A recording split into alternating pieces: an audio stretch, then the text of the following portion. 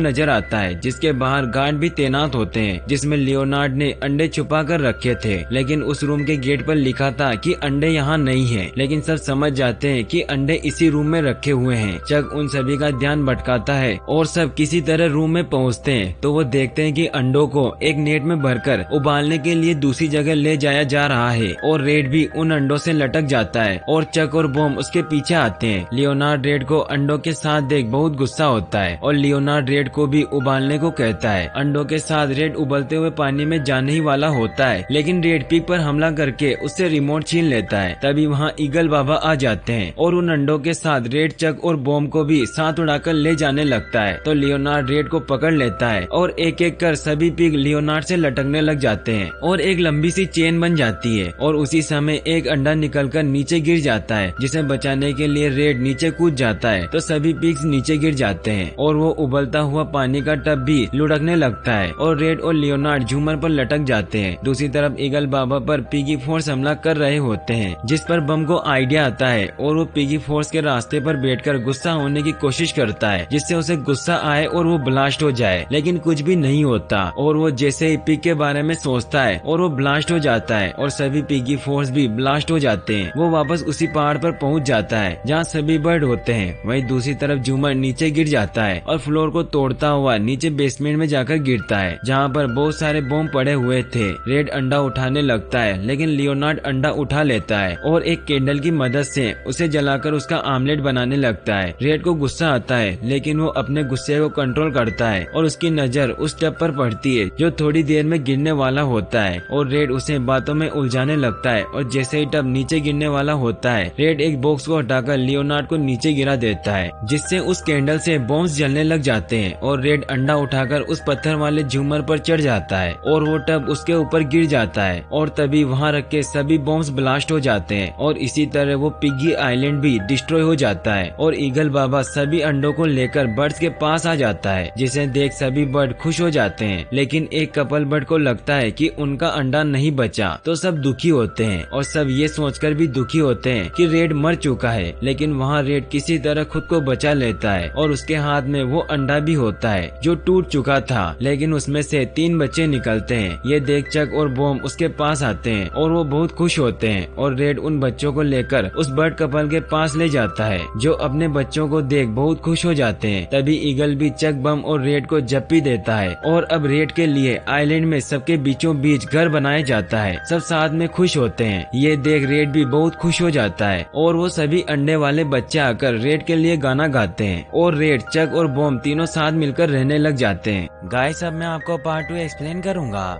इस कहानी की शुरुआत में हमें बर्ड आइलैंड को दिखाया जाता है, जहाँ सब खुशी से रह रहे होते हैं और अब वो सभी गुलेल की मदद से ट्रेवल करते हैं। रेड अब उन सभी का हीरो बन गया होता है और हर जगह उसी के पोस्टर लगे होते हैं। वहीं हमें दिखाया जाता है कि पिगी आइलैंड और बर्ड आइलैंड के बीच अभी भी छोटी मोटी लड़ाइयाँ चलती रहती है, जिसमें कोई कभी किसी के ऊपर केकड़े फेंकता है तो कोई पानी से हमला करता है। तभी हमें दिखाया जाता है कि पिगी आइलैंड पर एक बड़ा सा बर्फ का गोला आकर गिरता है, जो कि किसी अनजान आइलैंड से आया होता है। वहीं रेड, चक और बॉम केकड़ों की सफाई कर रहे होते हैं। तभी वो देखते हैं कि पिग आइलैंड से कोई लेटर आता है, जिसमें लेनर्ड का मैसेज होता है कि अब हमें दुश्मनी बुलाकर सुलह कर लेनी चाहिए। लेकिन रेड को लगता है कि ये पिग्स की कोई नई चाल है, मगर तभी वहाँ और भी बहुत सारे बलून्स आते हैं जिसमें सेम मैसेज लिखा होता है। सभी बर्ड इससे काफी खुश होते हैं कि अब लड़ाई नहीं होगी, लेकिन रेड इन सब से खुश नहीं होता, क्योंकि वो डर रहा होता है कि अगर पिग्स और बर्ड की लड़ाई खत्म हो गई तो सब उसे भूल जाएंगे और वो फिर से अकेला हो जाएगा। लेकिन बम और चक इससे बहुत खुश होते हैं कि अब हमारे पास बहुत फ्री टाइम होगा।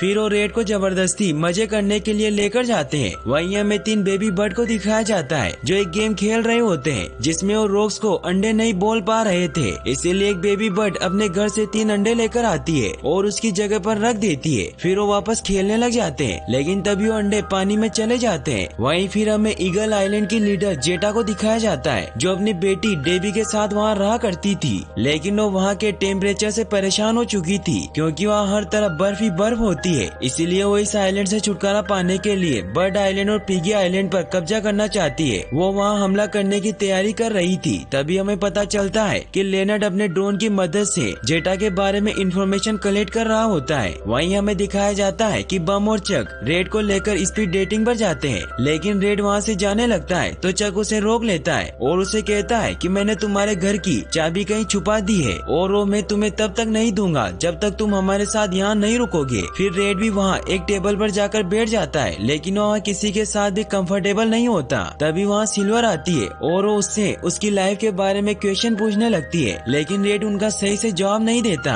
जिससे उनका झगड़ा हो जाता है और सिल्वर उसे कहती है कि हम एक दूसरे के लिए फिट नहीं है। रेड भी गुस्से में वहाँ से चला जाता है। वो रास्ते में देखता है कि सभी जगह से उसके पोस्टर हटाकर सुलह के पोस्टर लगाए जा रहे हैं। इससे रेड काफी ज्यादा सैड हो जाता है। वो घर में यूं ही मायूस पड़ा होता है। तभी दरवाजे को कोई नॉक करता है। रेड जब दरवाजा खोलता है तो लेनर्ड होता है। ये देखकर रेड काफी डर जाता है। तो लेनर्ड उसे कहता है कि अब तो हमारे बीच सुलह हो गई है। फिर रेड उसे रस्सियों से बांधकर उससे पूछता है कि तुम यहाँ क्या लेने आए हो। तो लेनर्ड उसे बताता है कि एक तीसरा आइलैंड भी है जिसका नाम ईगल आइलैंड है और वहाँ की लीडर जेटा हमारे दोनों आइलैंड को डिस्ट्रॉय करना चाहती है। तो रेड को भी याद आता है कि मैंने भी वो बड़ा बर्फ का गोला देखा था। फिर लेनर्ड अपनी पिगी टीम को बुलाता है जो सीधे छत को तोड़कर अंदर घुस आती है और वो रेड को ईगल आइलैंड की कुछ फोटो देते हैं। लेनर्ड रेड को कहता है कि अब हमें साथ मिलकर हमारे आइलैंड को बचाना होगा। तो रेड भी मान जाता है। लेनर्ड उसे कहता है कि हमें एक टीम तैयार करनी होगी। तो रेड उसे अपने दोस्तों के पास लेकर जाता है जहाँ वो उसे सबसे पहले बम से मिलवाता है और उसे बताता है कि ये कभी भी बम की तरह फट सकता है। फिर वो चक के पास जाते हैं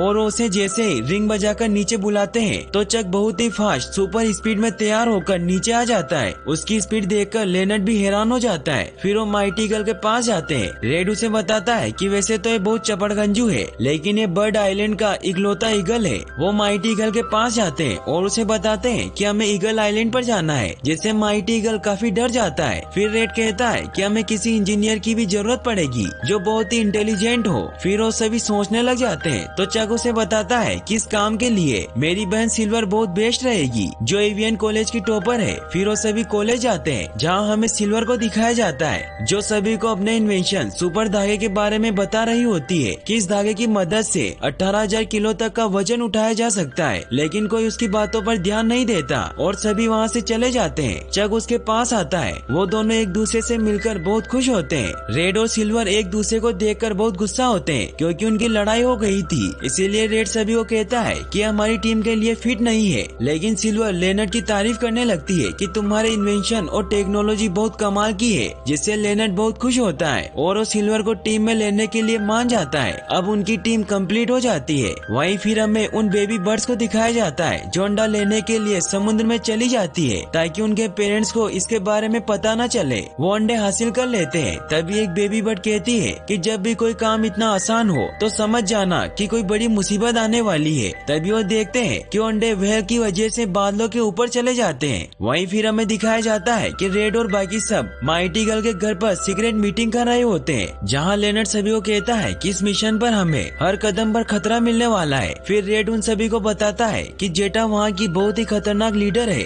जो हमारे आइलैंड को डिस्ट्रॉय करना चाहती है। जेटा का नाम सुनते ही माइटी ईगल बहुत डर जाता है, जिससे उन सभी को उस पर शक होता है कि वो जेटा को जानता है। रेड फिर उन्हें अपना प्लान बताता है कि हम छुपते छुपाते ईगल आइलैंड जाएंगे और महा हथियार के अंदर घुस जाएंगे और किसी तरह उस महा हथियार को तोड़ देंगे। इससे सिल्वर समझ जाती है कि रेड के पास कोई प्लान नहीं है, इसीलिए वो रेड से पूछती है कि ये महा हथियार है क्या और हम इसे कैसे तोड़ेंगे। तो रेड के पास इसका कोई जवाब नहीं होता। तो लेनर्ड कहता है कि ये एकदम सही कह रही है। सिल्वर फिर ईगल आइलैंड का नक्शा मांगती है, लेकिन तभी उन्हें कुछ आवाज सुनाई देती है और जब वो बाहर देखते हैं तो एक बर्फ का गोला उनकी तरफ ही आ रहा होता है। यह देखकर वो सब एग्जिट डोर की तरफ भागते हैं, लेकिन दूसरी तरफ भी रास्ता खत्म हो जाता है। मगर माइटी ईगल उन सभी को बचाकर वहाँ से निकल जाता है, जिससे उन सभी की जान बच जाती है। लेकिन तभी माइटी ईगल पहाड़ से टकरा जाता है और वो सभी नीचे गिरने लगते हैं। मगर तभी रेड को एक आइडिया आता है और वो सभी को नक्शा पकड़ने को कहता है, जिससे वो सभी बच जाते हैं। लेकिन तभी वो नक्शा भी फट जाता है। मगर तभी सिल्वर ऊपर जाकर उस नक्शे को अपने सुपर धागे से बांध देती है, जिससे वो फाइनली बच जाते हैं। मगर माइटी ईगल का घर टूट जाता है। बर्ड आइलैंड के सारे बर्ड इससे काफी डर जाते हैं। जेटा भी ये सब देख रही होती है, लेकिन वो बहुत गुस्सा होती है कि ये सब डरकर भाग क्यों नहीं रहे।